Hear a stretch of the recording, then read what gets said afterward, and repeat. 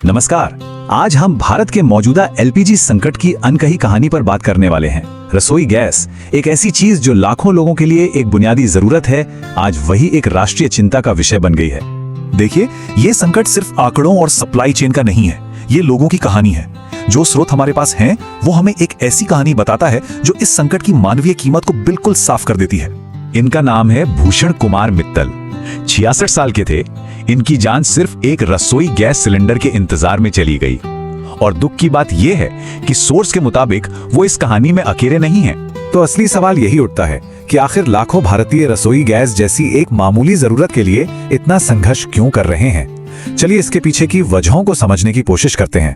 तो सबसे पहले यह समझना जरूरी है कि जमीनी स्तर पर यह संकट दिख कैसा रहा है। हमारे पास जो जानकारी है वो हमें देश भर के अलग अलग हिस्सों की एक साफ तस्वीर दिखाती है। जो तस्वीरें सामने आ रही हैं वो काफी चिंताजनक हैं। अंतहीन कतारें, रेस्टोरेंट बंद हो रहे हैं, यहाँ तक कि गैस सिलेंडरों को लाने ले जाने के लिए पुलिस की सुरक्षा लेनी पड़ रही है। मतलब ये एक ऐसा संकट है जो हर किसी को प्रभावित कर रहा है। और देखिए, जब भी किसी चीज की कमी होती है तो क्या होता है? काला बाजारी। ये ग्राफ देखिए, ये वाकई चौंकाने वाला है। कुछ जगहों पर तो एक सिलेंडर की कीमत सरकारी रेट से 6 गुना ज्यादा तक पहुंच गई है, जिससे ये बहुत से लोगों की पहुंच से ही बाहर हो गया है। अब इस कहानी में एक बहुत दिलचस्प मोड़ आता है। एक तरफ वो है जो लोग सड़कों पर महसूस कर रहे हैं और दूसरी तरफ वो जो सरकार कह रही है। दोनों में जमीन आसमान का फर्क है। सरकार का ऑफिशियल स्टैंड क्या है? उनका कहना है सब ठीक है, चिंता की कोई बात नहीं, जैसा कि सोर्स में बताया गया है। उनका दावा है कि सप्लाई पूरी तरह से सुरक्षित है।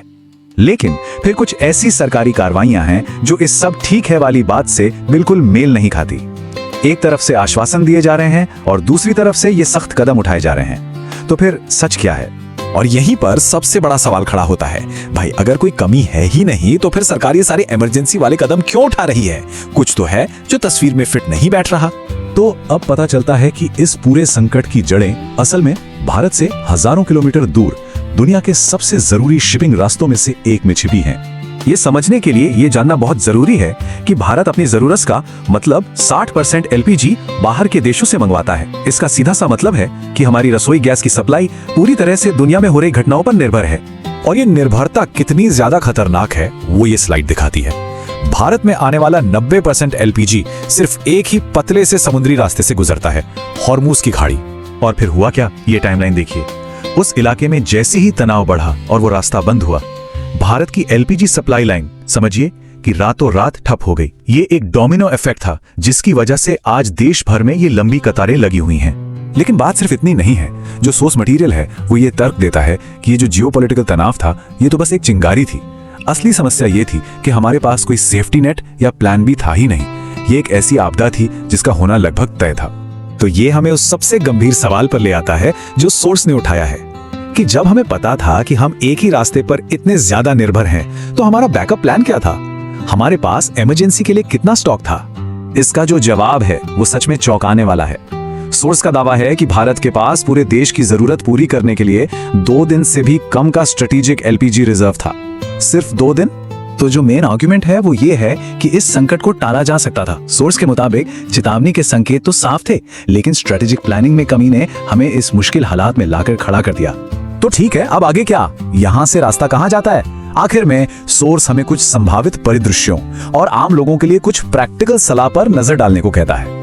देखिए, बदकिस्मती से कोई आसान या झटपट समाधान नजर नहीं आ रहा है। जैसा कि यहाँ दिख रहा है, जितने भी रास्ते हैं सब में कोई ना कोई बड़ी अड़चन है। इसका मतलब ये हुआ कि ये जो परेशानी है ये कुछ हफ्तों या शायद कुछ महीनों तक भी चल सकती है। तो सवाल ये है कि जब तक ये सब चल रहा है आम लोग क्या कर सकते हैं?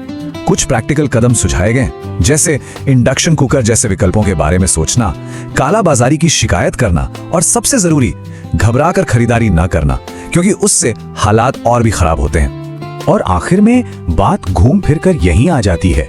ये जो कोट है ये इस संकट की असली मानवीय कीमत को दिखाता है, खासकर ग्रामीण भारत की उन महिलाओं के लिए जिनके लिए सालों की मेहनत से मिली स्वच्छ रसोई अब फिर से दूर हो रही है। तो हम इस आखिरी सवाल पर आकर रुकते हैं। जब किसी देश की पूरी एनर्जी सिक्योरिटी सिर्फ 33 किलोमीटर चौड़े एक रास्ते पर टिकी हो, तो क्या ऐसे संकट को एक अचानक आई त्रासदी कहना सही है, या फिर ये एक ऐसा नतीजा था जिसका आना लगभग तय था? ये सोचने के लिए एक बहुत जरूरी सवाल है।